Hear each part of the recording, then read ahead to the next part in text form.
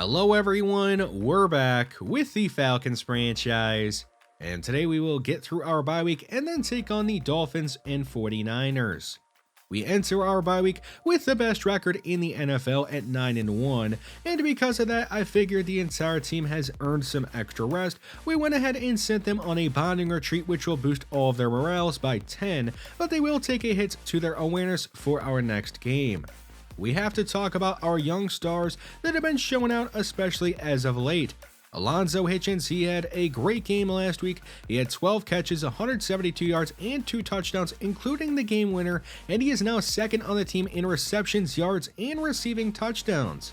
Donnell Allen is the other young impressive star. He had 2 sacks last week in that win over the Rams, and he is now second on the team with 7.5 of them on the year. He only had 1 all of last year, so those two have really improved in their second seasons. Hopefully they're able to keep it up. Bradley Anae has been a very solid rotational edge player for us for his entire tenure, which is why we are going to go ahead and extend him to be that third edge rusher behind Ebiketie and Joey Bosa.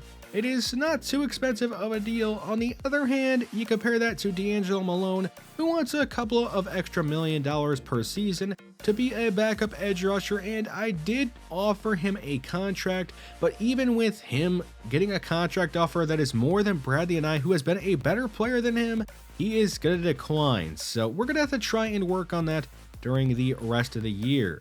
The Dolphins, the team that we're going to be taking on first, they are a very weird team. They have a winning record of 6-4, which actually does lead the AFC East, and despite having Tyreek Hill and Jalen Waddle, some elite receivers, they don't really move the ball very well. They are 24th in passing and 25th in rushing. While they don't move the ball well, they do somehow score points, as they are number 7 in terms of points per game in the NFL. When you look at their defense, it has talents on it like Kwity Paye, who they added in free agency, and they have a nice safety combo of Javon Holland and Deshaun Elliott. But despite having good talent, they are 19th in points per game allowed, 20th against the pass, and 17th against the run. So I don't exactly know what to make of this Dolphins team. They got talent, and they have a winning record, but they're not the best statistically. But let's just go ahead and get into this game against the Miami Dolphins. Atlanta with possession at their 32. It'll be a quick throw left side to Cliff Durant to begin the day. He'll pick up 6 yards on the play. A.J. Dillon getting a carry. He'll spin ahead for a first down up to the 44. Second and 5. Another quick throw left side to Durant, and this time he's got a first down across midfield. From the Miami 46, another throw left side. This time it is caught by Kyle Pitts, and he'll roll out of bounds at the 32 with a gain of 14. A screen on the left side to Alonzo Hitchens, and he'll pick up 5 yards on the play. Third down, man. With time, he'll check it down to A.J. Dillon, and he's got a first down to keep the drive going, and he's going to put Atlanta into the red zone. Second and 6 from the 10.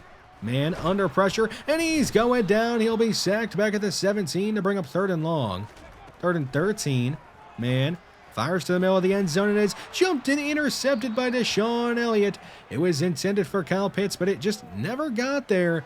And that's going to keep Atlanta off the board and give Miami a chance to take the lead here in the first quarter. Tua with a read option keeper, and he'll pick up 7 yards on the play. Third and short. Tua is going to go deep left side and connect with Daquan McFadden. The young tight end is going to throw off Najee Johnson and finally be brought down all the way up at the Atlanta 33. To a right side this time, and he'll hit Jalen Waddle, who is up to the 15, putting the Dolphins in the red zone. Second and 10. Tua is going down. He'll be sacked by the veteran Grady Jarrett for a loss of 6. Third and 16. Tua is going to roll to his left. He has a man wide open in the end zone. He doesn't see him, though, and he's going to take off and slide down well short of the first, bringing up fourth down. And the Dolphins will settle for a field goal, and they'll make it and take an early 3-0 lead. Atlanta back on offense after that turnover by Michael Mann, and he's going to go deep right side on the very first play, hitting Alonzo Hitchens, who is all the way to the Miami 18 with a huge gain. Another huge play by the young receiver from Oklahoma.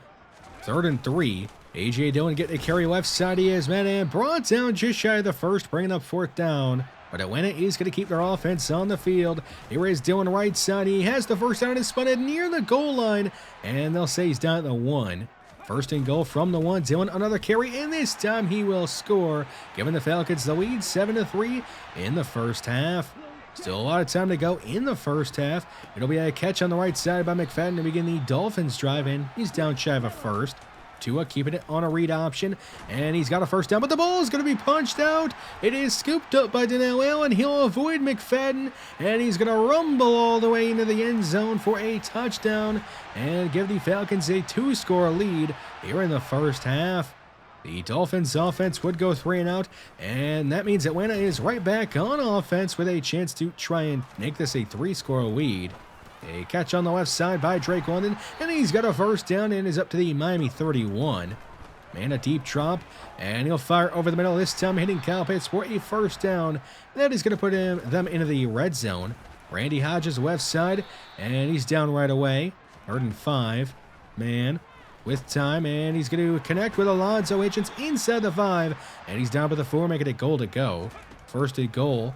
Man, goes left side and hits Kyle Pitts in the end zone for a touchdown to put the Falcons up 3 scores here in the first half. The Dolphins down 21-3 in the first half, in desperate need of a quick score. Harris with a catch underneath, and he'll turn upfield, picking up 13 yards and a first down. Just 6.5 minutes to go in the first half. He raised Tyreek Hill with a catch underneath, and he'll pick up 6 yards on the play. 3rd and short. To a quick right side, he'll hit Jalen Waddle for a first down across midfield. He's to the Atlanta 40. The Dolphins now with it goal to go up at the 7. Tua, quick underneath, hits McFadden, and he is wrestled down just shy of the end zone as Teron Armstead is injured on the play. 2nd and goal from the 1. They give it to their fullback, Josh Rhodes, and he'll dive across the goal line for a touchdown. And that's going to make this a 2-score game again here in the first half. 21-10, Atlanta in front. Here is man going down. He'll be sacked by Kwity Paye for a loss of 4. Just 40 seconds to go in the first half, and Atlanta is going to run it with Matt Long. He'll break a tackle and pick up 17 yards, and Atlanta is going to use their first timeout, and now probably try to get into field goal range at least. From midfield, man on 1st and 10, fires right side, it is deflected and caught by Odell, and he's to the Miami 35, putting Atlanta in the field goal range, and Younghoe Koo will come on to kick it up and through, and make this 24-10, and that is going to be the way we end the first half. 1.5 time with Atlanta on top of Miami, and we'll see what happens in the second half. We take the 49ers on next, and they were able to beat a pretty good Texans team 29-24, but let's just go ahead and get right into our second half. There is already under 8 minutes to go in the third quarter, with the score still 24-10. Atlanta on offense, and with the lead, it'll be Randy Hodges running it ahead for a first down up to the 40, and they go right back to him on the next play, and he's up to midfield with a first down. 2nd and 10. A draw for Hodges. He'll cut right now, weave back left, and pick up another first down, this time with a gain of 14. Hodges right side, and this time he's not going to pick up much. 2nd and 8. A fake to Dillon, and a screen left side is caught by Hitchens, who is brought down right away. 3rd down. Man surveying, and he's going to check it down to Drake London, who is fighting ahead and down just shy of the first, bringing up 4th down. And Younghoe Koo will come on to kick it up and through on 4th and 1 and make it a 3-score game again. 27-10, the Falcons in front. Here is Tua going left side, hitting a man wide open in McFadden, and he's going to run this one up to midfield and be brought down there. 2nd and 10, Tua connects with Jalen Waddle. He'll throw off Sean Murphy-Bunting and pick up 19 yards on the play. 1st and 10. It is McFadden again. He throws over defender, is inside the 10 and up to the 8, making it goal to go. 1st and goal. The Dolphins go bunch left, and Tua is being chased, and he'll be chased down by Donnell Allen and be sacked back at the 19. 2nd and goal. Harris with a carry right side. He is fighting ahead and inside the 10 and down up at the 6. 3rd and goal.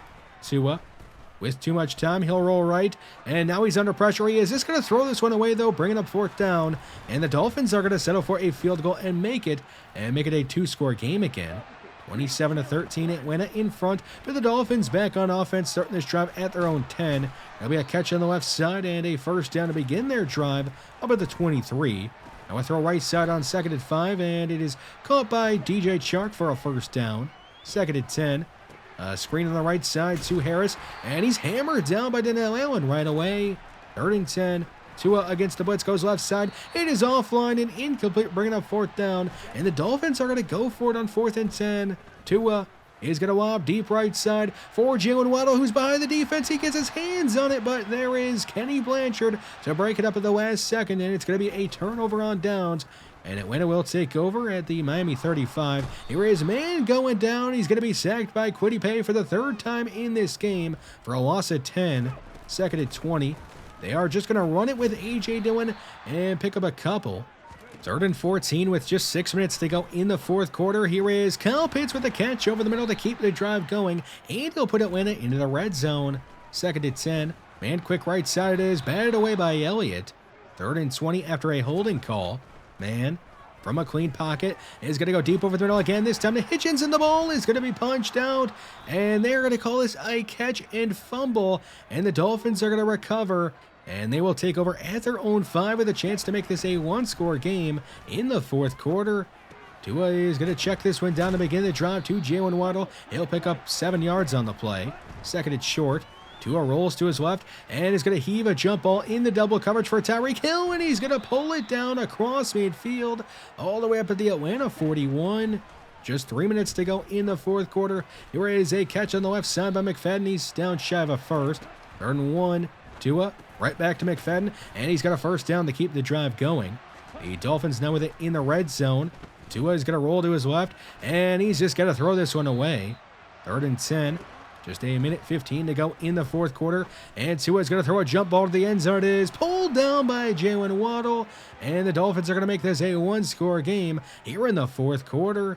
They will have to go for an onside kick to try and get this ball back. Right away, it is recovered by Alonzo Hitchens, though, and Atlanta is going to run this one out and go on to win this one 27-20 over the Dolphins. So a great win by the Falcons over a first-place team in another division in the Dolphins. And, I mean, Tua played a great game. He torched us, and so did Daquan McFadden. Jalen Waddle had a great game as well. We were able to shut down their ground game, holding Damian Harris to just 13 yards on the ground. Donnell Allen had a sack and, of course, had the touchdown. And the offense, they were not very good in this one. It was a bad day for Dwayne Greer, who was getting his lunch money taken by Kwity Paye all game long. Alonzo Hitchens, he was solid again besides that fumble. And I guess A.J. Dillon was pretty good. He ran for 92 yards and a score. But we're going to move on and jump right into our next game, where we're going to be taking on the 49ers. It is going to be a quick recap of this one. A 3-0 lead for the Falcons here in the first quarter. And man is going to go deep left side, hitting Kyle Pitts, who would score and put the Falcons up 2 scores in the first quarter. Now 13-0 in the second quarter. Levi Jones is going to field this punt and go all the way across the field and weave past the 49ers punter and show off his 99 speed, because he's going to take this one all the way back for a touchdown and put the Falcons up 20-0. Now 20-3 late in the first half, the 49ers were able to end the shutout. However, they were not able to end the onslaughts of this Atlanta team's offense in scoring. There is Hitchens with a touchdown in the back right corner of the end zone. The 49ers trying to get back into this game, and that is just not going to happen. Sean Murray Bunting is going to jump this one and return it for a pick six to put the Falcons up 34-3, and Atlanta is going to go on to win this one 48-10 over the 49ers. A really dominant win in this one. A pretty bad game for Ricky Burgess, who ended up throwing the ball 53 times. He had just a quarterback rating of 53, so not a great job by a quarterback when your quarterback rating is the same as your number of pass attempts. We did a good job against their ground game. It was a good day for Deebo Samuel, I guess, for their offense. How about our pass rush? 2.5 sacks for Joey Bosa, 2 sacks for Bradley Anae off the bench, and we had 3 interceptions in that game. 1 for AJ Terrell, 1 for Najee Johnson, and 1 for Sean Murphy Bunting, who of course had that pick six. Michael Mann, he threw 3 touchdowns in that one and was not the most efficient, but he got the job done. Kyle Pitts was good, and Alonzo Hitchens was good again. Odell also scored. A.J. Dillon, he didn't run for 100 yards in this one, but he did end up running for a touchdown. Unfortunately, in that game, Donnell Allen broke some ribs and is going to be out for a couple of weeks, which really sucks because, like I talked about at the beginning of the episode, he had been having a great year. So while he is out, it is going to be Dalton Truman being that second starting defensive tackle alongside Grady Jarrett. He's obviously not Donnell Allen, but he should at least be okay. And I did sign Saquon Graham to make sure that we have enough depth on the interior defensive line. And Graham, he was with us at the beginning of the franchise, so he should know the playbook, and he should be able to play right away if we need him to. I did end up releasing Matt Pryor to open up that roster spot for Saquon Graham. We have a bunch of upgrades to get through, so let's start by talking about Dwayne Greer, who had a very rough game against the Dolphins, and Kwity Paye especially. He ended up giving up 3 sacks in that game. Hopefully with that upgrade, he can stop giving up multiple sacks in a game like that. I mean, I'm not expecting him to be perfect, nobody is, but you just can't give up 3 in a game. With Durant, he had a couple of catches in that win over the Dolphins, and he ends up getting 3 to his run block on that upgrade. A huge boost for him there. Troy Anderson, he has been a pretty solid player for us for this entire franchise, which is exactly why we did sign him to that big contract extension.